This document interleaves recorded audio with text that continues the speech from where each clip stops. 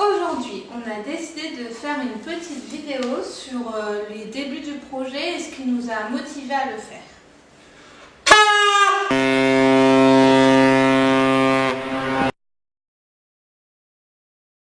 Pourquoi ce voyage?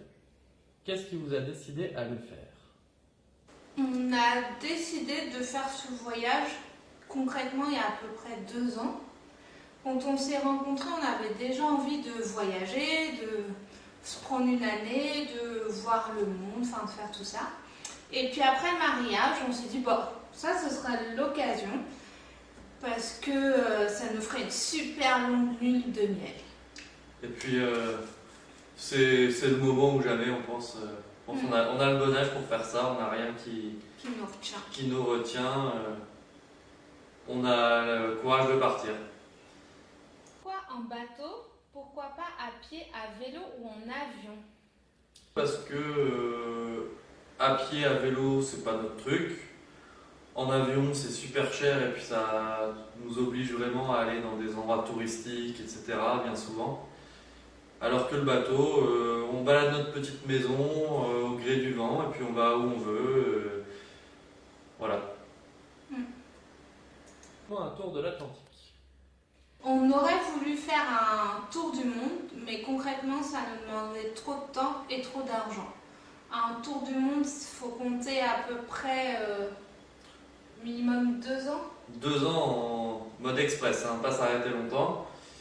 Et sinon, les gens ils partent plus entre 3 et 5 ans pour un tour du monde, donc c'était pas dans le budget qu'on a pour l'instant. Et Voilà, ça nous aurait obligé à vendre notre maison, à repenser tout le programme.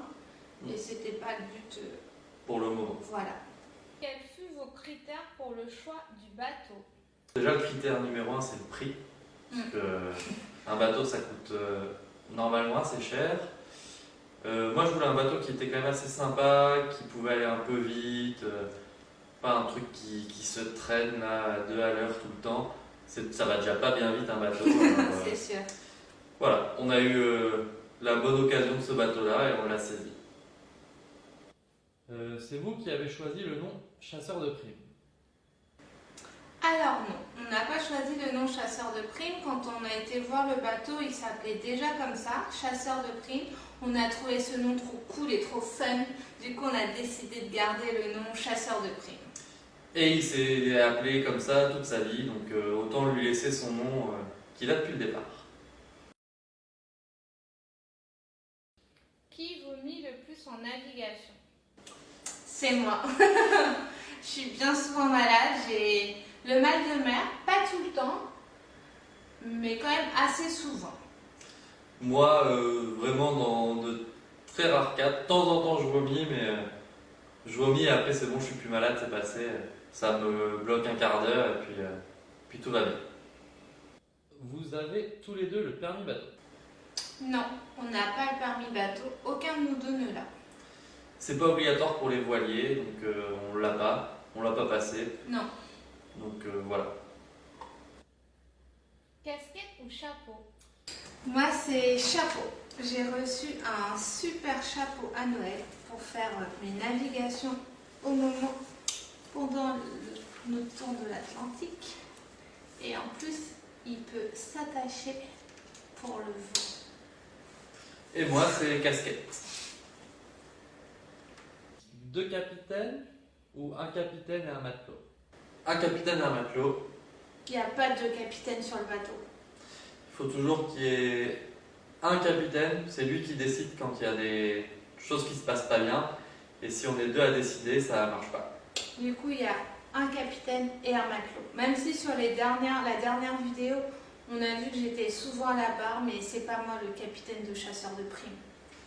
Quel est ton pire souvenir jusqu'à maintenant? Mon pire souvenir, ça a été il n'y a pas longtemps quand on a dû convoyer le bateau d'Arzal à Rochefort. Il y a 24 heures à peu près de navigation, du coup c'est pas très très loin, on reste près des côtes. Mais j'ai été malade cette fois-ci comme jamais. J'ai vomi tout le long de la navigation. Non, ça n'empêche que je dois quand même reprendre mes quarts après. Du coup, quand je reprends, je suis fatiguée, je suis malade. C'était un horrible souvenir. Et moi, c'est cet été, quand on est parti pour le Portugal quand on a quitté la Bretagne. Le temps était vraiment pas bon, la mer était pas belle. Et c'était stressant d'aller se coucher, de laisser l'autre dehors comme ça là. Donc ça a été une nuit un peu d'enfer pour nous deux quand même. Et donc c'est ça le moins bon souvenir pour le moment. Mon meilleur souvenir. Mon meilleur souvenir, moi j'en ai pas qu'un. C'est dès qu'on arrive dans des nouvelles îles qu'on connaît pas, des endroits un peu paradisiaques, même en Bretagne, on a des eaux turquoises, des endroits où on n'a pas l'impression d'être en France. Moi, mon meilleur souvenir, je dirais que ça va être cet été quand on est arrivé en Espagne. Du coup, on commençait à voir la côte, on longeait la côte. Moi, je fais généralement l'écart entre 4h et 6h du matin, donc le plus souvent, c'est moi qui vois le soleil se lever.